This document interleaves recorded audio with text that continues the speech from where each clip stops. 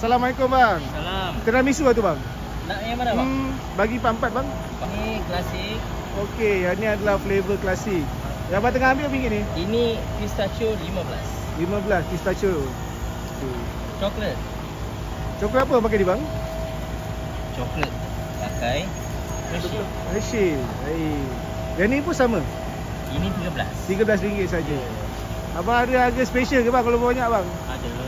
Beli 3 ada diskaun. Beli 5 pun ada diskaun. Yang ni adalah matcha. Ini matcha. Matcha berapa ringgit bang? Matcha 15. Matcha RM15. Yes.